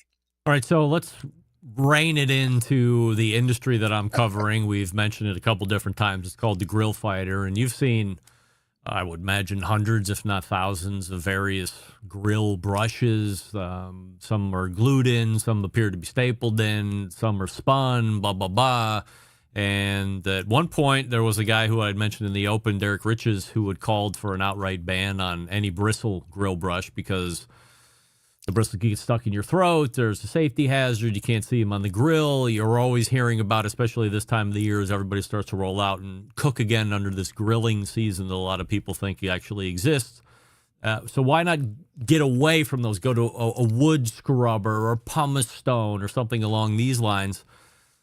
Why did Grill Fighter make sense to you, and how do you get it to market? Well, I have a whole shed full of samples, including pretty much every grilling tool that's ever been invented. I set out to create the ultimate, barbecue cleaning tool.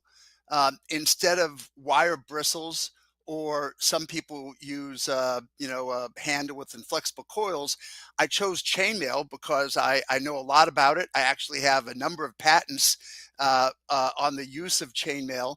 I mentioned that I used smooth chainmail for the product for lodge, but for a barbecue, we needed more power. And so I decided to use chainmail, which was welded, but even more importantly, I invented a unique form of chainmail, which actually has made from square wire. So basically, there are square edges, which provides more superior cleaning power. But like with the product I did for lodge, the backing is a flexible, food-safe sponge which will last forever. It doesn't absorb anything. You can clean it off, as you see, with a hose. But you could also just put it in a dishwasher. Basically, I set out to effectively create a flexible rasp, something which would be aggressive, but not too aggressive, would be able to bend and weave around the surface of the barbecue grill, and yet be basically indestructible.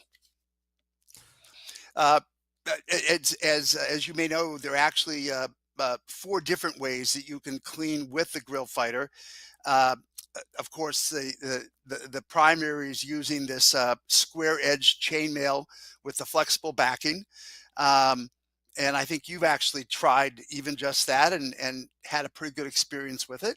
Yeah, it's been great, by the way. I mean, I've used it multiple times since you sent it over my way to give a whirl. And like I said, from the very first scrape, I was able to throw away the other brushes. And by the way, the other brush that I had been using, I had reordered on Amazon 2 or 3 different times, was getting a good life cycle. At least I thought so, until I got the grill fighter in my hands and realized this is probably going to be the last one for me. Well, we're not saying that it will last forever, but we use the highest quality stainless steel, and the sponge is FDA approved, food safe, which means and since both the steel and the sponge are designed for high temperatures, you can not only clean the grill using basically this flexible rasp, these square edges of each wire, but you can turn the grill up pretty much as high as you want and clean with steam. The grill fighter comes with something we call the cauldron. Basically, it's just a way to store the grill fighter, or you fill it with water and you just steam clean the grill. The grill fighter also has, you may have noticed, not just a serrated edge on the front, but it's actually a plow, so you can scrape and lift and throw away the debris. And I particularly like one of the things that annoyed me a lot in cleaning my grill was trying to clean underneath the grill bars. It's really a pain if you have to take the grill bars off and turn them upside down. What a pain, what a mess. So I invented something which it basically looks like a claw. You basically insert the tail end of the grill fighter just a little bit, so that a part of the claw is underneath the grill bar, the other's on the top, and you wedge the grill bars in between, scrape back and forth, and you can clean the bottom and the top at the same time without the grill bars coming off. Oh, by the way, when you do get a hold of the grill fighter, pull out a magnifying glass, or even just use the magnifier on your phone and take a close up of the chainmail, and you'll see that the wires are really square. It took us over a year to figure out how to turn square wire into chainmail, particularly since we actually have to line up the ends of a square wire and weld it together so that it won't come apart. That's an extra safety feature. How do you find a manufacturing partner to do this? Are you doing it somewhere here in the States? Well, I've made a lot of my products in the United States, and I would dearly love to make the grill fighter in the U.S. But in fact, the original chainmail technology, going back, into the early 20s, was invented up in Boston. Unfortunately, the few USA manufacturers of chainmail are still mostly using that very old, not very smart technology. I ended up finding a partner in China who had developed much more advanced systems. And they worked with me for a year to come up with a proprietary system to turn square wire into chainmail, which nobody had ever done before. And they haven't tried to knock it off? As you found it, pardon? They haven't tried to knock it off? Well, so far, we've decided to keep it a trade secret so far. I'm sure that now that people know it's possible, others may try to attempt it, but it was really hard to get this to work. When did it officially hit the market? Well, we actually just started shipping. The product's available on our website at Grill Fighter Tools, or we just shipped a few dozen to Amazon. For those of you, any of your listeners who are interested, this coming weekend, I'm going to actually have a little booth at the National Barbecue Festival on Nassau County, Long Island at Eisenhower Park. We currently sell the Grill Fighter along with the cauldron and a full color suit of armor style apron as a combo. Currently, we're selling that for $79. But those of you who come to Eisenhower Park this weekend and seek me out, we're going to have 40 of the Grill Fighters with us. That's all we've got. And we're going to sell them for $59. Wow. And I would love to meet some of your listeners and have them come and play with it. We'll have a demonstration grill set up. And if you like it, you can take home the combo.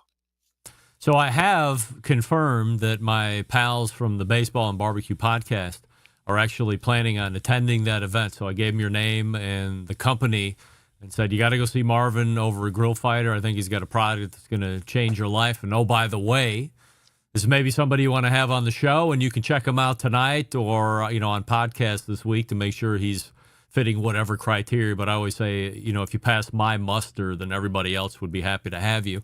And you're doing just fine here this evening. So happy to see that.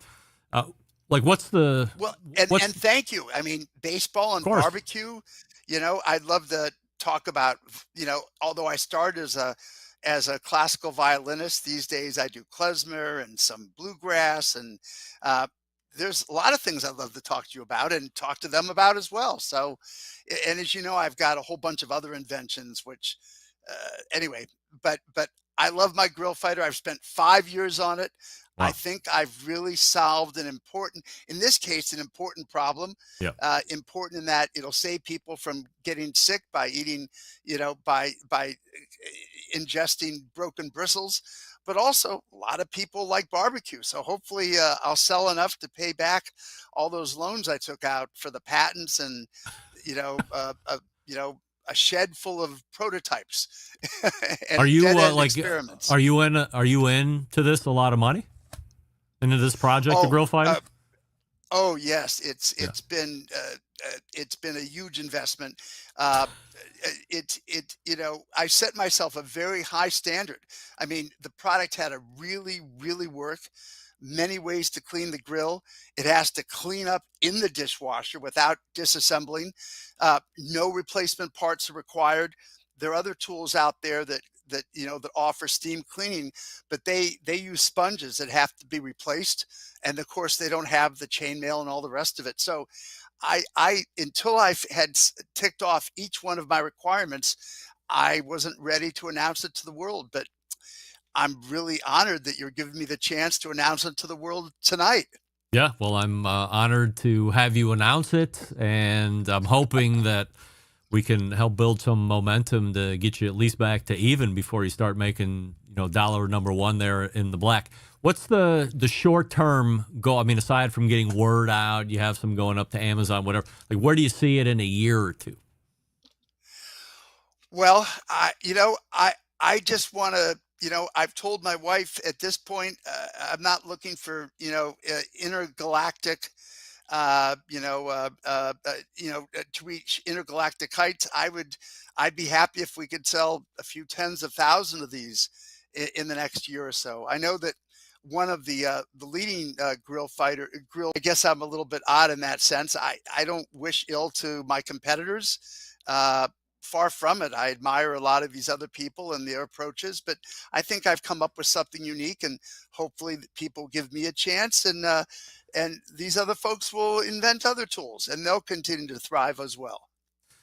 Well, we're looking forward to tracking the success of the Grill Fighter, and when you have some new news or anything, please feel free to drop me a line, and we can talk about updates to Grill Fighter, and maybe next time you're on, we could talk about the Lifesaver as well. I would be delighted. And not to mention, more about banana cream pies and growing up in Akron, and Cleveland, and all these other things that I'd love to chat about. But thank you so very much. Marvin, continued success. We'll talk again soon. Thank you. You got Good night now. Marvin Weinberger right there. So if you're in the market, and I know you are, for a new grill brush for the upcoming season, like, get them now. Didn't sound like there was, 7,000 laying around waiting for retail. So you get the apron, you get the cauldron, you get the grill brush, $79. Jump on it if you're going to be at that barbecue festival in Long Island. $20 off that. That's easy money. So thanks again to Marvin Weinberger from Grill Fighter. All right, we got Bob Healey in the green room. Before we get to him, I'll talk to you about my pal David McDowell and the barbecue diet program. Gang, are you tired of diets that make you choose between good food and real results? Well, you don't have to anymore. My pal David McDowell has cracked the code. His personalized fat loss coaching for barbecue lovers lets you eat food that you love. The ribs, the briskets, the wings, still lose weight, get lean, feel amazing. And it's not just some fad, it's a proven strategy that includes barbecue-friendly meal plans, tailored health strategies, and weekly check-ins, so you're never guessing, never alone, and never forced to give up what you love, which is barbecue. And if you want to be part of something bigger, if you want to surround yourself with like-minded barbecue lovers who are dropping weight, getting stronger, and staying motivated, then online, the Barbecue Diet Group is where you need to be. Now, here's the deal. You can keep struggling on your own, or you can plug into a system that works. Join now, get exclusive access to expert coaching, real-world strategies, and a support crew that won't let you fail and is second to none. Go to school.com/BBQ, school spelled SKOOL. School.com/BBQ right now. Take the first step, because you can have a great barbecue diet and you can have your dream body, but you have to take action. School.com/BBQ, and we're back with Bob Healey right after this. Stick around, be right back. You're listening to the Barbecue Central Show.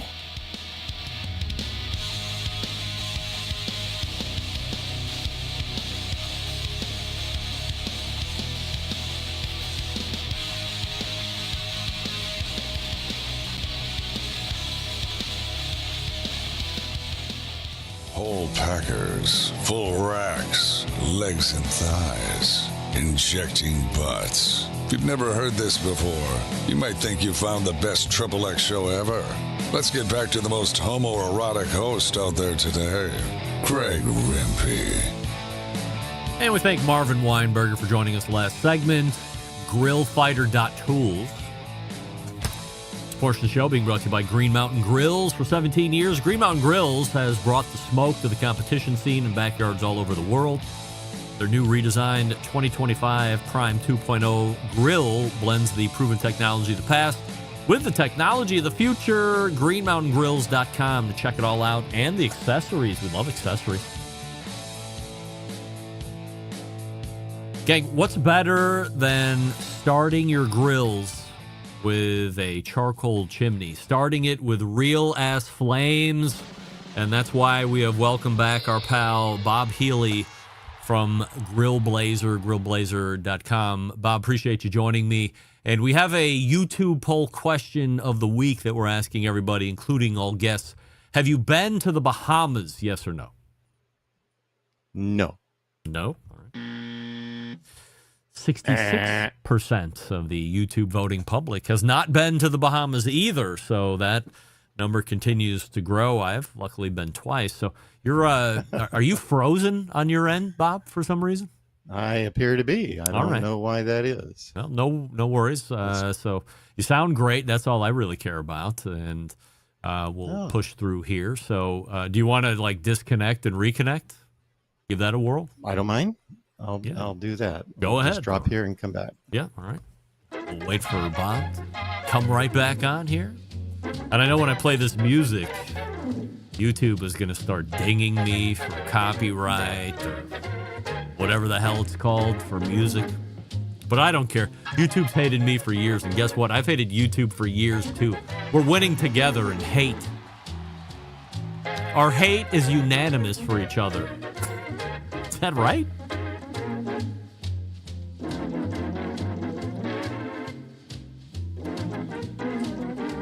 I believe it was a year ago. Bob was on the show. Hey, all right, it's worked. I don't see me so frozen. Very good. No, I can see you operating just fine. So glad we did the dropout, and here we go. So no to the Bahamas. You ever been tempted to go to the Bahamas? Okay, I'm going to get this wrong too. No. Oh, that's fine. I mean, you don't have to. I never travel, so that's why it's rare that I'm on the side where I've been somewhere that the majority of people haven't been, at least watching this show. But every once in a while, I can eke out a win against the audience. All right, Bill. So last time you were on, we were talking about the genesis of Grillblazer. We talked about the various options, that being the grill gun and then the sous vide gun, one more made to start charcoal grills of all types. And I actually use it to start my timber stove outdoor heater. I don't know if you're familiar with the timber stove or not, but it's a super great pellet, like gravity-fed pellet. And I just take my grill gun, I blast the shit out of that thing for about 10 to 15 seconds, and it's like a raging fire within 30 seconds. I absolutely love it. So not only for the grill side, but anything else I can start on fire, the grill gun is getting a chance to make its mark. So very convenient and very efficient to do that. The reason we're talking tonight is, I guess, to just kind of recircle back on because we're in grilling season, so if people are partaking in the charcoal aspect, then they find that the charcoal chimney is a bit of a pain in the ass, or they have a little inner pyro in them. Give us the quick thumbnail of where Grillblazer came from and why it made sense to you to bring to market. Okay, so when we last talked, about this time, a little bit earlier last year, we talked about the genesis of the grill gun. And just for those that haven't heard or seen the story on either online or by listening to me in some podcast, yours last year, it came out of the fact that I had for a decade and a half been using just the run of the mill high powered weed torch to light my charcoal grill, which is kind of a nerdy sort of thing to do. I mean, at the time there weren't very many people doing that online, and all those all those torches are just pretty much crap. I mean, they work for about 3 months. The igniter's gone on them, and I have never in all my years ever had somebody say, "Oh, cool, I think I'll get myself a 4-foot tar burning torch and light my charcoal grill with that." And so even though it's a really effective way of doing it, they're not really hot enough. Even those weed torches are not hot enough to actually light charcoal instantly like the grill gun does. So in this video that you're running here, this is some shots of the grill gun in different uses that you can do for it. Oh, this is a pizza oven. You can use it for searing your steaks in this manner. Charcoal grills, using it on chimeneas, outdoor barbecue, smokers, that sort of stuff. It's pure burning propane that is amazing, and you can use it, and it really looks cool. It's not, even though it's not rocket science, it sounds like it's rocket science because it sounds like a rocket when you're using it. And you put a little 1-pound bottle on it. You can even use an 8-foot accessory hose that we have that you can connect it up to a 20-pound bottle. And so we didn't really have any time in their last show to talk about the other torch that I designed. It was kind of an offshoot of the grill gun. So the notion of the grill gun is big bad fire, light fire. The sous vide gun is use it in the kitchen. So some of these clips that you have that you're about to show the whole thing on, I showed you, I sent to you and I said, let's run this, and let me kind of overspeak the video so that you can actually see what you do with a sous vide gun. So before you run it here, go ahead and pause it for a second. Let me set it up, okay? Yep. So this is in the Grillblazer studio kitchen that I shot this, and what I'm doing is I'm using the sous vide gun. A lot of your audience may not know what sous vide is. You do because you've done it. You learned about it. Sous vide is a French term called spelled S-O-U-S, and another word, vide, V-I-D-E, sous vide. And so there's a test. You have to take the test. In 5 minutes, I'm going to ask you what that is and how to spell it, and you're going to have to get that right. Right. No, just kidding. But the notion of sous vide is under vacuum, sous vide, no air. And you take your food and you put in a seal bag, vacuum seal bag, and you pull a vacuum on it, and then you put it in a water bath of a temperature. Now, whatever temperature is, if you get into a jacuzzi and it's set for 104, 105 degrees, it's going to be really hot and you're going to sweat and all of that. And you're going to feel really good when you get out. But if you set your jacuzzi for 125, 128, 130, you would be cooked. You would be cooked rare. Those are temperatures for rare. Like if you're doing sushi, that's really a lot colder. But shrimp, most fishes, and you're going to do it 125, 123, that sort of thing. But these are temperatures. So think about temperature. I'm sorry I'm setting all this up, but people have to understand what the notion of sous vide is in order to be able to understand this. So if you take a temperature probe and you stick it in a piece of meat and it's rare, it's going to be somewhere between 125 and 133 degrees. And well done is going to be up to 165. So that 40, from 125 to 165, that 40 degree range is all the temperatures that are between rare and well done. Yep. With your mediums being in around 145. And so if you know what you want, how you like to eat your steak, and you set it for 130 degrees, which is a kind of a warm rare, a cool medium rare, then you can put your meat in there, whether it's a pot roast or a fine A5 Wagyu. It doesn't matter. You seal it in a bag and you put it in the water bath. The water doesn't actually get to the meat. The juices are retained in the bag as it's brought to that temperature, and it's done at about 1 inch an hour. So if you have a 1 inch steak, it needs to be at that temperature for an hour. So 1 inch, 1 hour. 2 inches, guess what? Do the math real quick. 2 hours. 2 hours. Yes. Yeah. Oh, I gave you a clue. Anyway, how about a 4 inch roast? 4 hours. Give me that. Ah, see, very good at arithmetic. People can figure this stuff out. So anyway, the whole idea of sous vide cooking is in encapsulating whatever you're doing. It could be vegetables, corn, broccoli, but proteins are what's really cool. You can do your steaks and sous vide them and sear them. So the trick is that I show you in this video is this last year I converted from searing after I sous vide it. So that means you take your raw meat, you put it in a bag, you pull a vacuum on it, you put it in the sous vide pot. People can look up what sous vide pots look like in circulators. And if we have time, I can explain that. There's actually some pictures here, so I'll explain it as we go through it. But you put it in the pot and it'll come up to that temperature. And in 1 hour's time, it'll be through and through that temperature. So it'll be perfectly cooked. In this case, these are A5 Wagyu, and they'll be cooked 130 degrees, and they'll be 130 through and through, and it'll be delicious. But what I do in this process is I sear it first. That's the key. So it's sear, and you'll see me do that. I take a raw steak, I sear it.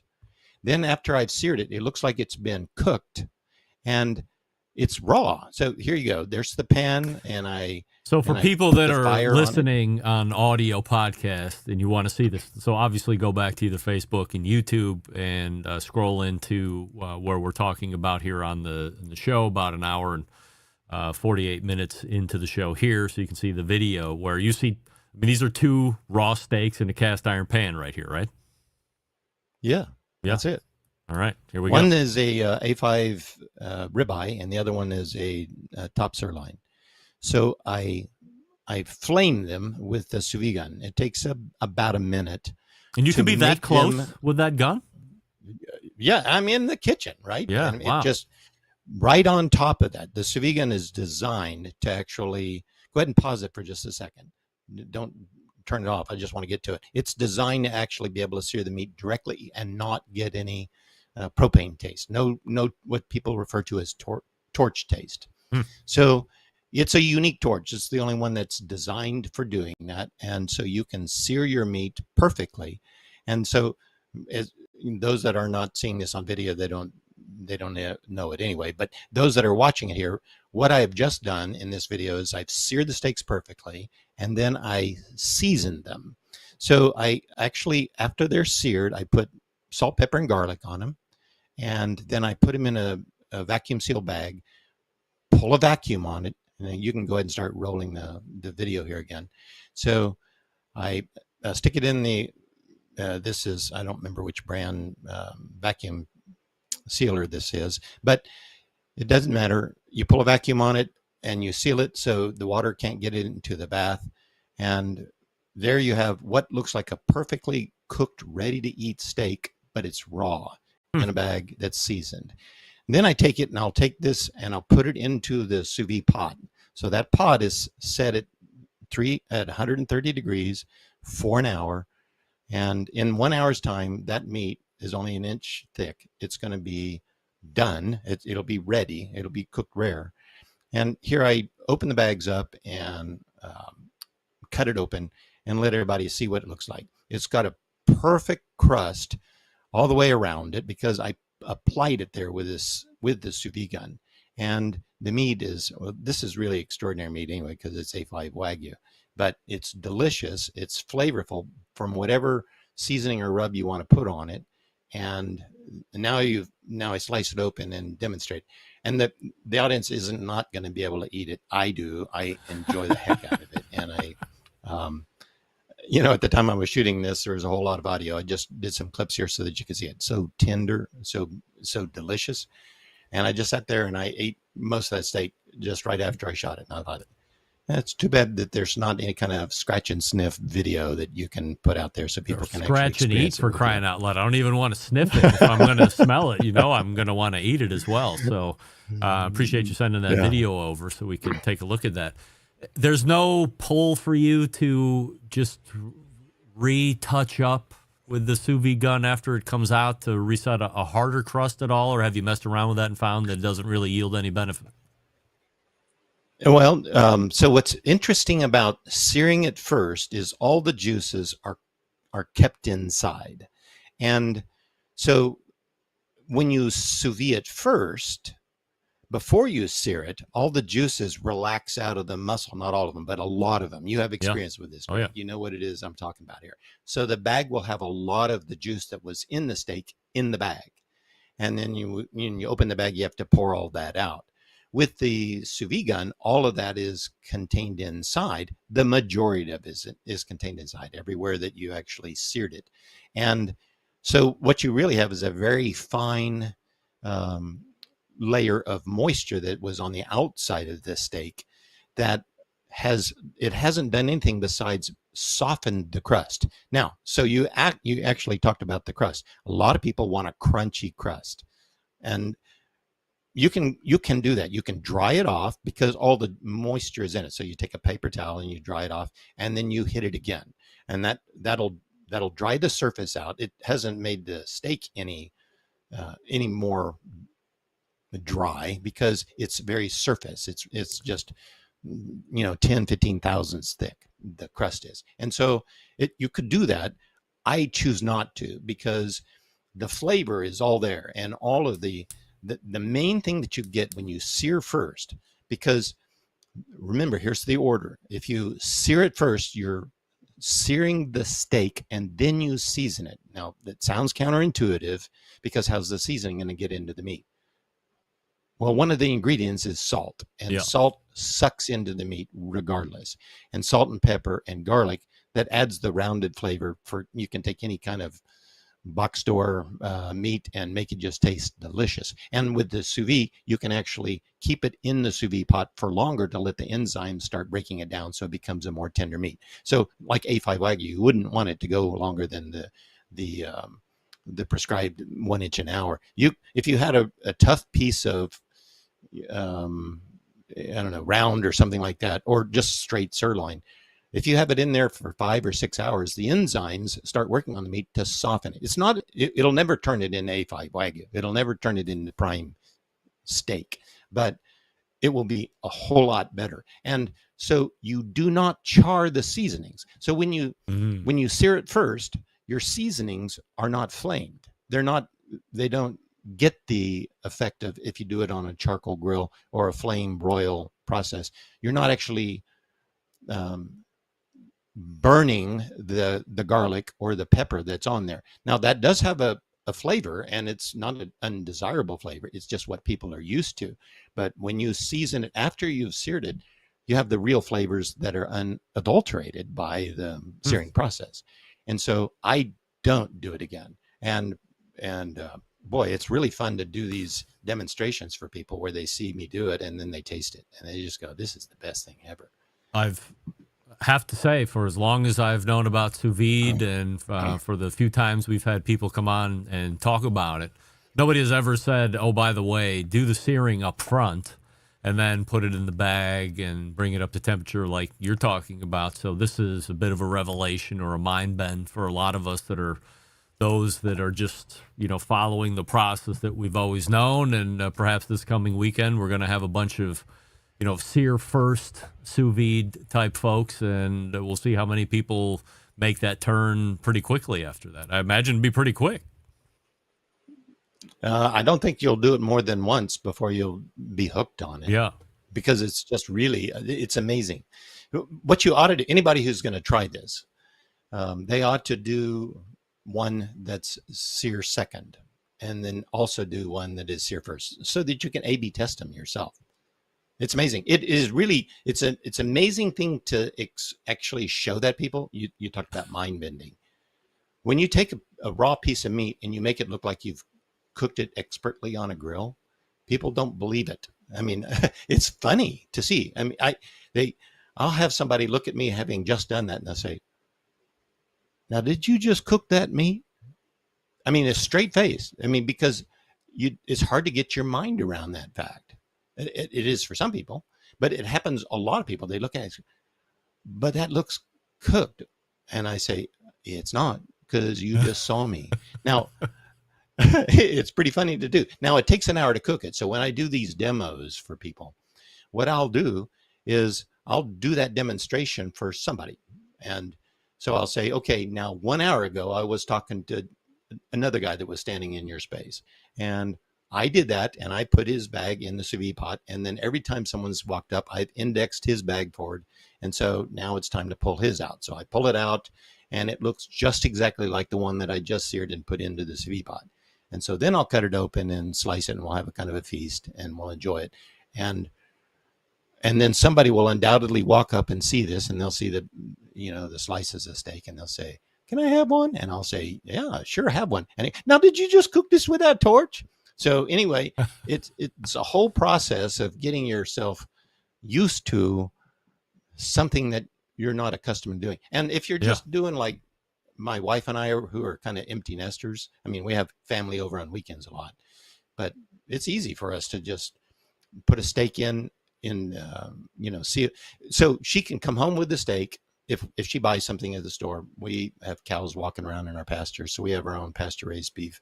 And so it's different. It's our preference. But a person can come home from the store. He can take it out of the little styrofoam dish and plastic and sear it and season it and put it in a bag and pull a vacuum on it and pop it in the refrigerator. Okay, it's done. It's ready. It's ready to be cooked and eaten just like that. And so, and if you cook a steak on a charcoal grill or a gas grill, shouldn't do it on a gas grill. But if you cook one on a grill, you should let the steak relax before you serve it. It has to do with the way the steak heats at an uneven rate. The heat comes in from the outside. When you cook steaks sous vide, it comes up slowly, and there is no notion that you have to relax after it. You can take it right out of the bag and serve it, and it'll rest and relax and come out on your plate as you're cutting it, because all the juices are still in it. It's just amazing feast. Bob, what's the status of the company right now, Grillblazer? Where are you, and are you hitting your benchmarks of success? What we're doing right now is we're trying to move out of the direct to consumer space and into retail stores. So if you're seeing this and you're a retail store owner that sells any one of these ceramic grills or even pellet grills, because pellet grills, generally speaking, they don't get hot enough to sear meat. The sous vide gun, or if you've got a charcoal grill of some sort, the grill gun, we'd love to talk to you, because what we really want is I've spent 5 years educating people online. So if you sit on your sofa at 2 a.m. thumbing Facebook, you'll probably know about me, right? Because that's who spends their time.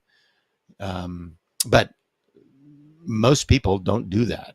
And there are forever, when I do a barbecue show or something like that, or work at a store, people come up and they've never heard anything about it. And so I really just need to put the products in the stores and go through that 2-step marketing where they're in distribution and retail, and people can go to the store, and I have, minimum advertised pricing so that it's all even across the internet, whether you want to buy it on Amazon or on my own website or at a retail store.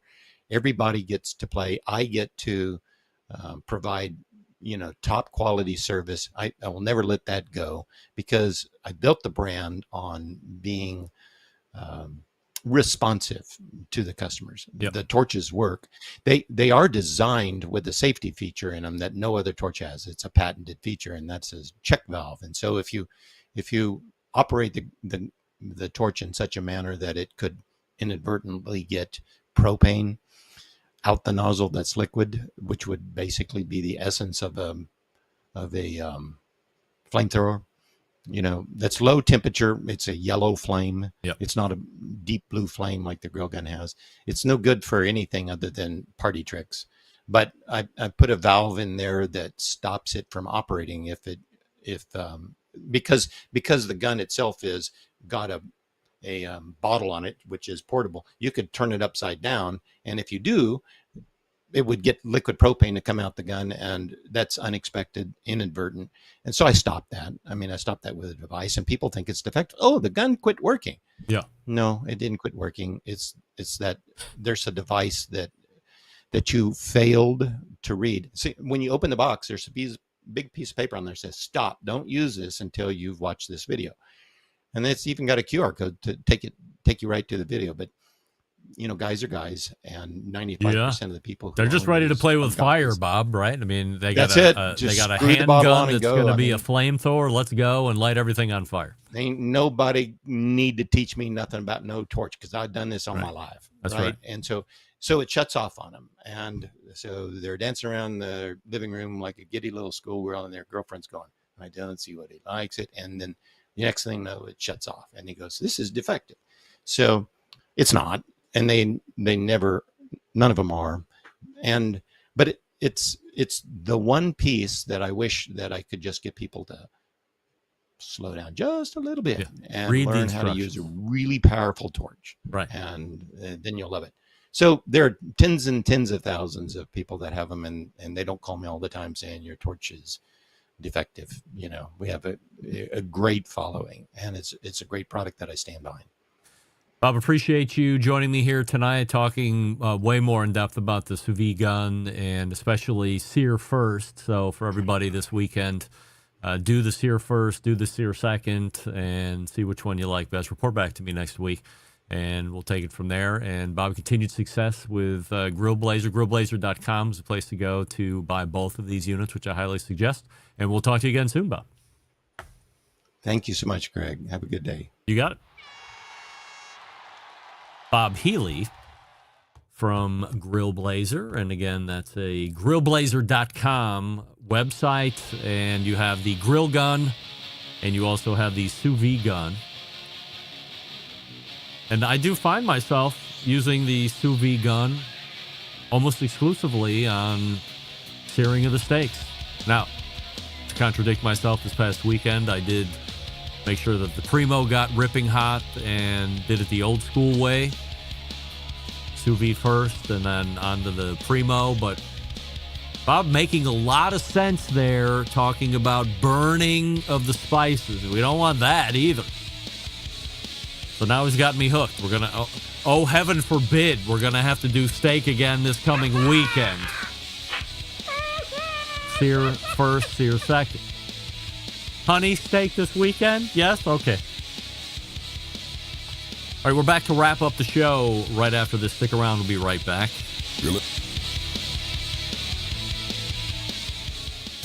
Let's get back to a guy who has more experience giving you his opinion than he actually has cooking. Once again, here's your host, Greg Rempe.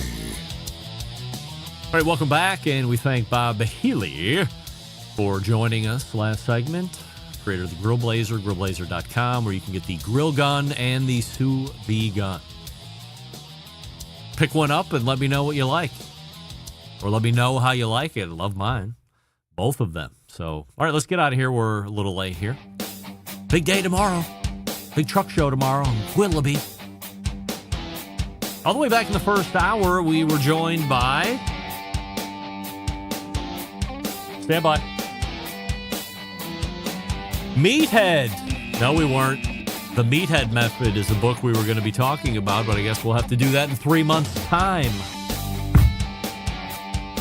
A nerve. It's like the 4th time in 2025. We're going to go to the 2 times a year segment for Meathead. I really wanted to talk to him about why smoke gets in your eyes. He's finally figured it out. It was like credible information that I wanted to talk to him about specifically. But okay, I guess we'll wait. Then we had Robert Moss talking about banana pudding or nanner pudding. Next month we might talk a little Michelin star guide because there is breaking news every month, even though you don't want to hear it. Second hour, first-time guest, Marvin Weinberger, who will be at a barbecue festival on Long Island. Long Island is big, so do your due diligence. But Len and Jeff from Baseball and Barbecue will be out there. I've sent them in Marvin's direction. Grillfighter.tools. It's a great grill brush, I'm telling you right now. Best one, only one you'll ever need going forward until you got to buy a new one. That's probably not going to be for years. And closing out the show, Bob Healey from the Grillblazer. So we're back and better than ever. We got a show next week. It's already jam-packed. 3rd Tuesday of the month already, if you can believe it. So you know you got a West Right coming in amongst others. So, how do I always leave you? September 11th, 2001. I will never forget until next Tuesday at 9 p.m. This is your program host and proud U.S. American Greg Rempe saying, Shabba!